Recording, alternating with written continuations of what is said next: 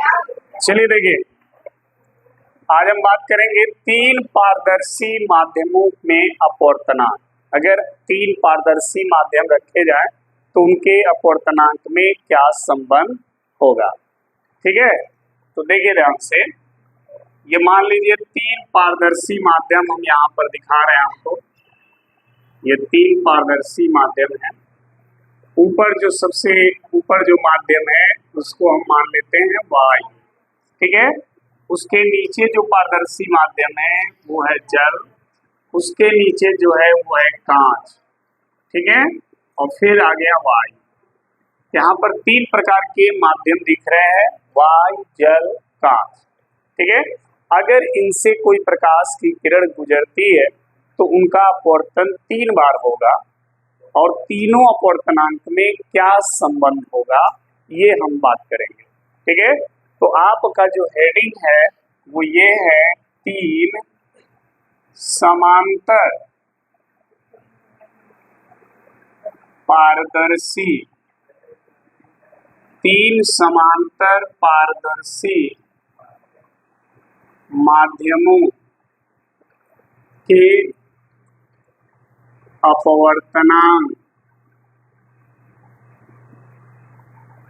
में क्या संबंध, तीन पारदर्शी माध्यमों के अपवर्तनांक में संबंध। दिख रहा है ना वो नहीं दिख रहा, कट गया,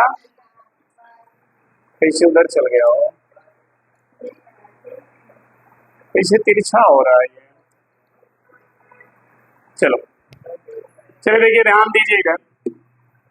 ठीक है, हमने क्या किया यहाँ पे समझिएगा। तीन पारदर्शी माध्यम लिया है, एक प्रकाश की किरण को वायु से जल में प्रवेश कर रहे हैं। देखिएगा ध्यान से, ये एक प्रकाश की किरण है जो वायु से जल में आ रही है।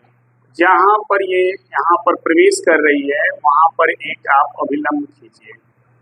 अभिलंब खींचेंगे तो जल क्या है, सघन है। प्रकाश की किरण को जाने का सीधा रास्ता ये है, लेकिन ये क्या करेगी, अभिलंब की ओर झुकेगी और झुकते हुए यहाँ आ गई। ठीक है, समझिएगा। फिर अब यहाँ से दूसरे माध्यम में इंटर कर रही है, वो है कांच, जो जल से भी ज्यादा सघन है। जब ये कांच में इंटर करेगी तो फिर यहाँ भी अभिलंब खींचेंगे। जाने का रास्ता इसका ये है, लेकिन ऐसे न जा करके अभिलंब की ओर और ज्यादा झुक जाएगी और ये ऐसे आ जाएगी। ठीक, इसके बाद आप देखिए यहाँ पर आ गई। फिर यहाँ से भी अब ये इंटर कर रही है वायु में। ठीक, जब वायु में ये इंटर करेगी, जाने का रास्ता इसका ये है, लेकिन अब अभिलंब से दूर हट जाएगा क्योंकि ये विरल माध्यम है। तो इस तरह से प्रकाश किरण का 3 बार अपवर्तन हुआ है। एक बार अपवर्तन देखिए यहाँ पर हुआ, एक बार यहाँ पर हुआ और एक बार यहाँ पर हुआ। ये इसको हम पॉइंट ए मान लें, इसको बी मान लें और इसको सी। अब ध्यान देना, जब यहाँ पर अपवर्तन हुआ तो ये रहा इसका आपतन कोण आई। जब ये हो गया उसका अपवर्तन कोण R1। ठीक, फिर जितना ये कोण बनेगा उतना ये भी बनेगा, तो ये भी रहेगा R1, तो ये हो जाएगा R2। फिर जितना ये बनेगा उतना यहाँ भी बनेगा, ये हो गया R2, तो फिर ये हो गया क्या, I। ठीक है, समझ आई बात। इस तरह से इसका अपवर्तन हो रहा है। तो अगर बिंदु A पर अपवर्तनांक निकालें, वायु और जल का अपवर्तनांक निकालें, फिर जल और कांच का अपवर्तनांक निकालें, फिर कांच और वायु का निकालें, तो आप देखेंगे 3 प्रकार से अपवर्तनांक निकलेंगे और तीनों के बीच हम रिलेशन भी प्रूव करेंगे। तो पहले हम देखेंगे वायु के सापेक्ष जल का अपवर्तनांक। लिखेंगे बिंदु ए पर वायु के सापेक्ष जल का अपवर्तनांक, वायु के सापेक्ष जल का अपवर्तनांक। बिंदु जो ए है वहां पर y के सापेक्ष जल का अपवर्तनांक अगर लिखेंगे तो क्या लिखेंगे, ANW, ये लिखेंगे। इसी को पढ़ा जाएगा y के सापेक्ष जल का अपवर्तनांक बराबर आपतन कोण क्या है, I, तो साइन I अपान अपवर्तन कोण है R1, sign R1, equation first. ठीक है। दूसरा देखिए, अब बिंदु B पर आते हैं। बिंदु B पर जल से प्रकाश की किरण कांच में आ रही है। देखिए B पर जल से किस में आ रही है, तो लिखेंगे बिंदु B पर जल के सापेक्ष कांच का क्या अपवर्तनांक। ठीक, तो जल के सापेक्ष कांच का यानी WNG। यहाँ पर आपतन कोण क्या है, R1, और अपवर्तन कोण क्या है, तो हो जाएगा साइन R1 बटे साइन R2, और ये हो गया समीकरण 2। फिर आते हैं बिंदु C पर। बिंदु C पर कांच के सापेक्ष वायु का अपवर्तनांक। तो देखिए कांच से वायु में जा रहा है यानी GNA बराबर आपतन कोण क्या है, R2 है ना, और अपवर्तन कोण क्या है, I, और ये हो गया समीकरण 3। ठीक है। समीकरण 1 गुणे 2 गुणे 3, तीनों समीकरण का गुणा करिए। जब गुणा करेंगे तो इधर पहले लेफ्ट साइड गुणा कर लेंगे, ANW गुणे WNG गुणे GNA बराबर, अब इधर गुणा करेंगे साइन I बटे साइन R1 गुणे साइन R1 बटे साइन R2 गुणे साइन R2 बटे साइन I। फिर देखिए ANW गुणे WNG गुणे GNA बराबर, देखिए साइन I से साइन I, साइन R1 से साइन R2 से क्या आया, एक WNG को यहाँ पे रहने दें और ANW और GNA को इधर भेज दें, हो जाएगा 1 बटा ANW गुणे GNA। ठीक, और आप सभी को पता है कि GNA को अगर ANG लिखना है तो 1 बटा लिखना पड़ता है। कल ही आपको बताया गया था, उत्क्रमणीयता का सिद्धांत है। अगर GNA को ANG लिखना है तो 1 बटा लिखना पड़ेगा, तो आप इसके जगह ये लिख सकते हैं। ठीक है, तो जब आप इसके जगह ये लिखेंगे तो क्या हो जाएगा, WNG बराबर 1 बटा ANW गुणे 1 बटा ANG। ये ANG ऊपर चला जाएगा, हो जाएगा WNG बराबर ANG बटा AN, और ये हो गया तीनों पारदर्शी माध्यम के अपवर्तनांक के बीच संबंध। ठीक है, अब यहाँ पर ध्यान देना, WNG मतलब जल के सापेक्ष कांच का अपवर्तनांक बराबर होगा y के सापेक्ष कांच का अपवर्तनांक बटे y के सापेक्ष जल का अपवर्तनांक। यानी जो पहले रहेगा, ध्यान से समझना, जो पहले रहेगा y के सापेक्ष अपवर्तनांक नीचे होगा, और जो बाद में है y के सापेक्ष अपवर्तनांक ऊपर रहेगा। समझ में आई बात? जो पहले है y के सापेक्ष अपवर्तनांक नीचे होगा, और जो बाद में लिखा है उसका y के सापेक्ष अपवर्तनांक ऊपर रहेगा। ठीक है, ये ट्रिक जरूर दिमाग में रखिएगा। कभी कभी क्या होता है कि जो कांच है उसके जगह कांच न लिख करके हीरा दे देता है। ठीक है, तो सब कुछ ऐसे ही करिएगा, बस जहाँ जी है वहाँ क्या लिख देंगे, डी, डी फॉर डायमंड, तो वहाँ डी लिख देंगे। ठीक है, नोट कर लीजिए।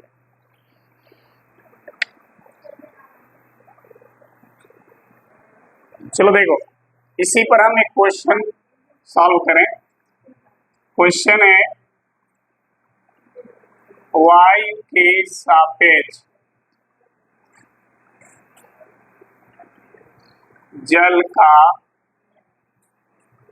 अपवर्तनांक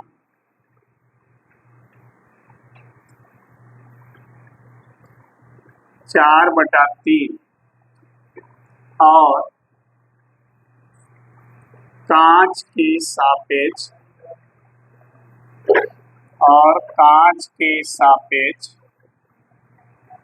वायु का अपवर्तनांक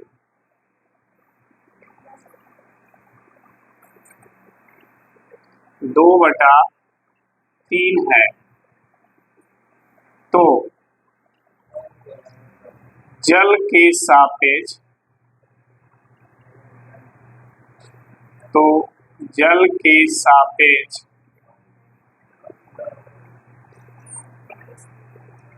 कांच का अपवर्तनांक ज्ञात कीजिए।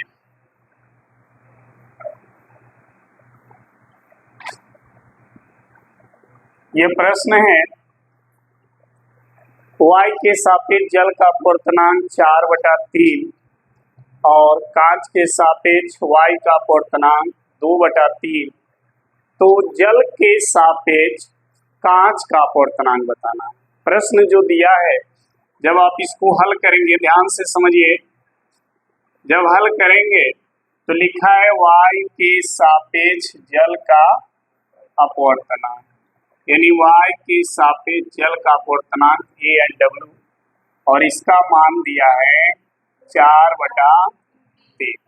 फिर आगे देखिए लिखा है कांच के सापेक्ष वायु का अपवर्तनांक, कांच यानी जी एन ए, ये दिया है 2/3। ठीक है, आपसे जो प्रश्न पूछा गया है वो है जल के सापेक्ष कांच यानी WnG का मान बताइए। ये प्रश्न है आपका, समझिएगा। अगर हम WnG का फॉर्मूला अप्लाई करें, ठीक है, WnG लिखेंगे तो WnG बराबर क्या लिखते हैं, ANG बटा AN, यही होता है। जो पहले होता है उसका y के सापेक्ष अपवर्तनांक नीचे होता है, और जो बाद में होता है उसका y के सापेक्ष अपवर्तनांक ऊपर होता है। देखिएगा ध्यान से, ANW का मान मिला है यहाँ पर, ANG का मान आपको चाहिए तो GNA का मान दिया है, तो पहले आप ANG का मान निकाल लीजिए। कैसे निकलेगा, देखिए यहीं से आप निकाल लीजिए। ANG बराबर होगा 1/GN, होगा कि नहीं होगा, तुरंत मान रख दीजिए। 1/GNA का मान है 2/3, यहाँ रख दीजिए, भाई ऊपर चला जाएगा तो हो जाएगा 3 यानी ANG का मान हो जाएगा 3 समझ में आ गई बात। अब इस फॉर्मूला पे रख दीजिए, WnG बराबर ANG का मान 3/2 पूरे का बटा 4/3। WnG देखिए, ऊपर वाला बटा वैसे ही लिख दीजिए, नीचे वाला पलट जाएगा 3 तो WnG बराबर 3 और 3 का गुणा और 2 चौके 8, यानी WnG का मान कितना हो जाएगा, 9/8। ठीक है, नोट कर लीजिए, समझ रहे।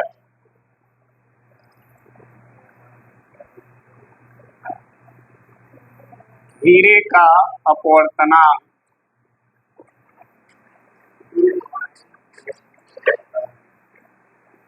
हीरे का अपूर्णांक 1/2 तथा जल के सापेक्ष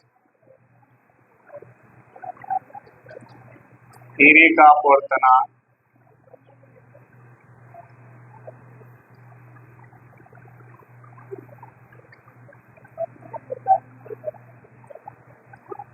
3/2 है।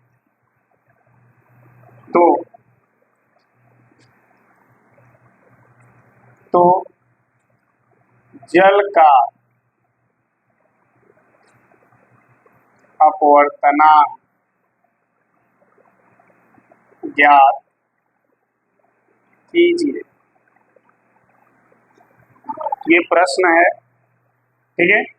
प्रश्न को समझिए। कह रहा हीरे का अपवर्तनांक 1/2 है तथा जल के सापेक्ष हीरे का अपवर्तनांक 3/2 है। तो जल का अपवर्तनांक ज्ञात कीजिए। देखिए हीरे का 2 बार अपवर्तनांक दिया है। एक में लिखा है केवल, समझिएगा, एक में लिखा है केवल हीरे का अपवर्तनांक और एक जगह लिखा है जल के सापेक्ष हीरे का अपवर्तनांक। दोनों में अंतर है। हमने बोला था कि अपवर्तनांक 2 तरह का होता है, एक निरपेक्ष और एक सापेक्ष, बोला था ना।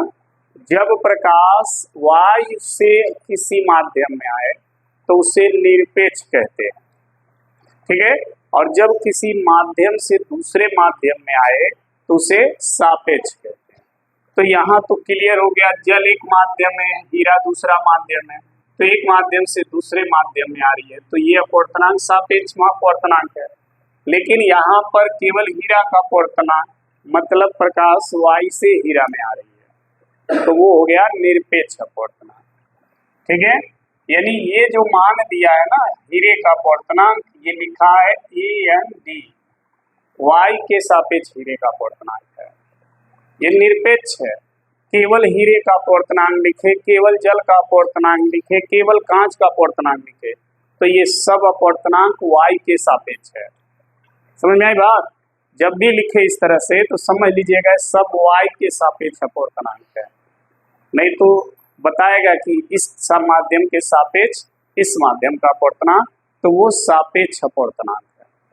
तो यहाँ पर लिखा केवल लिखा ना हीरे का अपवर्तनांक मतलब वायु के सापेक्ष हीरे का अपवर्तनांक, और ये दिया है कितना 1/2।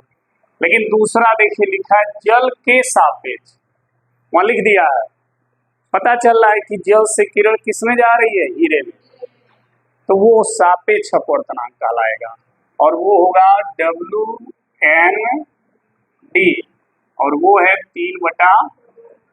फिर आपसे देखिए नीचे पूछ रहा है जल का अपवर्तनांक, जल का अपवर्तनांक ये नहीं पूछ रहा है किसके सापेक्ष, नहीं लिखा है, केवल जल है, इसका मतलब किसके सापेक्ष, वायु के, ये निरपेक्ष है। ANW आपसे पूछा जा रहा है, ठीक है। अब ध्यान देना, फॉर्मूला लिखोगे WND, यही है ना। देखो जो लास्ट में उसके वाई के सापेक्ष उसका अपवर्तनांक ऊपर, और जो पहले है वाई के सापेक्ष उसका अपवर्तनांक, हो गया। हमें निकालना क्या है, AN, यानी नीचे वाला वैल्यू निकालना है। इसको उठा के यहाँ कर दो और इसको, तो ये हो जाएगा ANW बराबर AND बटा, समझ में आई बात। अब ANW बराबर AND का मान देखो 1 और WND का मान, सही है। ANW बराबर ऊपर वाला बटा वैसे लिख दो और नीचे वाले बटा को पलट दो, हो जाएगा 2/2 से 2 क्या हो गया, तो ANW का मान कितना आया, यही आंसर हो जाएगा। समझ में आई बात, नोट करो। चलिए नेक्स्ट प्रश्न देखिए, किसी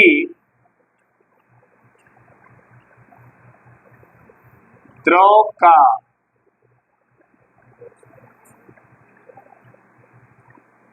अपवर्तनांक 3/2 है तो उस द्रव में प्रकाश की चाल बताइए। ये एक प्रश्न है। कर किसी द्रव का जो अपवर्तनांक है वो 3/2 है तो उस द्रव में प्रकाश की चाल कितनी होगी। जिस द्रव का अपवर्तनांक 3/2 दिया है उस जल में अगर प्रकाश को डाला जाए तो प्रकाश किस चाल से चलेगा। जिस द्रव का अपवर्तनांक 3/2 है उस द्रव में प्रकाश किस चाल से चलेगा। कैसे ज्ञात करेंगे तो देखिए ध्यान से। आपने एक फॉर्मूला पढ़ा होगा, पहले तो समझिए क्या लिखा है। द्रव का, ये नहीं लिखा है किसके सापेक्ष, लिखा है तो जब किसी के सापेक्ष नहीं लिखा है तो किसके सापेक्ष मानेंगे, वायु। बहुत अच्छा, ANL लिखेंगे। द्रव में नहीं लिखा है जल है क्या है, केवल द्रव है तो द्रव को इंग्लिश में लिक्विड बोलते हैं, इसलिए हम क्या लिखेंगे, L। ANL बराबर दिया है 3/2। एक फार्मूला आप लोग पढ़े होंगे, शायद आपको नहीं पता होगा। 1N2 बराबर 1 मतलब पहले माध्यम में प्रकाश की चाल पढ़े हैं बटा दूसरे माध्यम में पढ़े हैं ना। चलिए तो ये फार्मूला अगर हम लिखें ANL, इसका मतलब क्या होगा, जो पहला लिखा है ऊपर लिखेंगे, वायु में प्रकाश की चाल, ठीक, बटे द्रव में, जो भी द्रव होगा द्रव में प्रकाश की, पढ़े ना, समझ में आ रहा है। अब देखिए ध्यान से समझिएगा। ANL का मान दिया है 3/2। वायु में प्रकाश की चाल को किससे प्रदर्शित किया जाता है, C से, मालूम है ना। C लिखा जाता है प्रकाश की चाल को। जब हवा में प्रकाश की चाल चलती है तो उस चाल को प्रदर्शित करते हैं C से, और किसी माध्यम में जब चलती है तो उस माध्यम में प्रकाश की चाल को V से। तो ये द्रव में चल रहा है तो द्रव में प्रकाश की चाल क्या हो गई, V।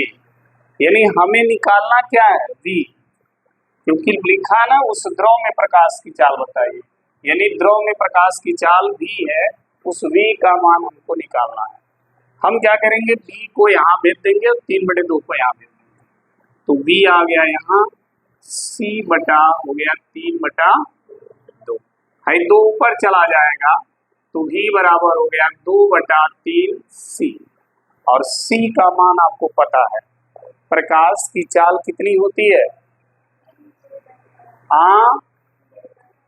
3 × 10⁸ ये प्रकाश की चाल है, किसमें, हवा में या निर्वात में। जब प्रकाश हवा में या निर्वात में चलता है तो उसकी चाल फिक्स होती है 3.0 × 10⁸ मीटर पर, इतना फिक्स है, दिमाग में रख लीजिए इस चाल को। अगर प्रकाश हवा में या निर्वात में चलता है तो उसकी चाल इतनी होगी, लेकिन निर्वात और हवा के अलावा अगर किसी माध्यम में चलता है तो चाल उतनी नहीं होगी, वो बदल जाएगी। तो यहाँ पर C को वायु में प्रकाश की चाल कहा जाता है और उसका मान है इतना, तो C के जगह आप क्या रखोगे, 3.0 × 10⁻³ से 3, तो V का मान कितना आ गया, 2 × 10⁸ मीटर पर, यानी जिस द्रव में प्रकाश का अपवर्तनांक कितना है उस द्रव में प्रकाश की चाल इतनी होगी। ठीक है, नोट कर लो।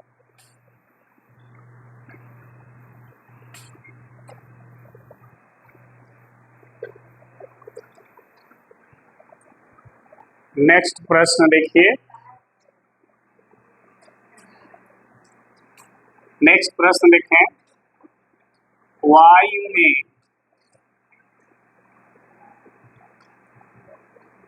प्रकाश का तरंग दैर्घ्य 4000 एंगस्ट्रॉम है तथा जल में 3000 एंगस्ट्रॉम है, तो जल का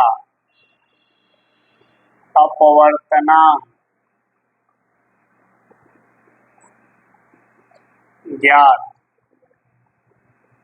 कीजिए। ये प्रश्न है, वायु में प्रकाश का तरंगदैर्घ्य 4000 एंगस्ट्रॉम, जल में प्रकाश का तरंगदैर्घ्य 3000 एंगस्ट्रॉम है, तो जल का अपवर्तनांक कितना होगा? जल का अपवर्तनांक आपसे पूछ रहा है, तो ध्यान दीजिएगा इस बात को। जब आप हल करेंगे तो लिखेंगे वायु में तरंगदैर्घ्य को लैम्डा ए लिखते हैं। देखिए तरंगदैर्घ्य को लैम्डा, तरंगदैर्घ्य जो होता है उसको लैम्डा से प्रदर्शित करते हैं, ऐसे बनाकर ऐसे करेंगे, इसको बोलते हैं लैम्डा, लैम्डा, ठीक है, ध्यान रखिएगा। तो ये लैम्डा है, ये इसलिए लिखा गया है कि वायु में ये तरंगदैर्घ्य है, ए फॉर एयर, हवा में प्रकाश का तरंगदैर्घ्य लैम्डा ए इक्वल टू दिया है 4000 एंगस्ट्रॉम। जल में तरंगदैर्घ्य दिया है, तो जल के लिए लैम्डा डब्ल्यू हो जाएगा और इसका तरंगदैर्घ्य है 3000 एंगस्ट्रॉम। यहाँ तक क्लियर है? आपसे प्रश्न है जल का अपवर्तनांक ज्ञात कीजिए, जल का अपवर्तनांक ज्ञात कीजिए। तो देखिए जल का अपवर्तनांक किसी के सापेक्ष नहीं है, इसका मतलब किसके सापेक्ष? वायु के। तो ए एन डब्ल्यू आपसे पूछा गया है, ठीक। अब देखिए कैसे निकल रहा है, ए एन डब्ल्यू बराबर होगा वायु में प्रकाश की चाल c बटा जल में प्रकाश की चाल v, ये तो जानते हैं आप। अब देखिए चाल बराबर होता क्या है, समझना, चाल बराबर होता है आवृत्ति गुणे तरंगदैर्घ्य। चाल का सूत्र होता है आवृत्ति गुणे तरंगदैर्घ्य। चूंकि आवृत्ति बदलती नहीं है, किसी भी माध्यम में जाए प्रकाश, आवृत्ति में कोई बदलाव नहीं होता है, बदलाव किस में होता है? तरंगदैर्घ्य। तो अगर ये फार्मूला इस पे लागू करें हम, ए एन डब्ल्यू ये भी चाल ही है, तो यहाँ पर क्या लिखेंगे? या गुणे लैम्डा ए, और भी चाल है दूसरे माध्यम में, यहाँ भी लिखेंगे एफ इंटू लैम्डा डब्ल्यू।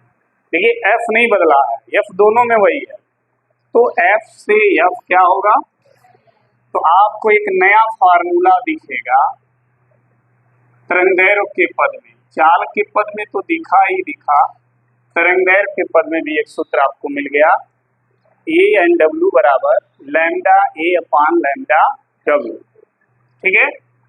अब देखिए ए एन डब्ल्यू बराबर लैम्डा ए 4000 एंगस्ट्रॉम और ये हो गया 3000 एंगस्ट्रॉम। एंगस्ट्रॉम से एंगस्ट्रॉम कट जाएगा, 3 0 से 3 0 कट जाएगा, ए एन डब्ल्यू बराबर दिखा 4 बटा, ये आंसर हो जाएगा, ठीक है, नोट कर लीजिए।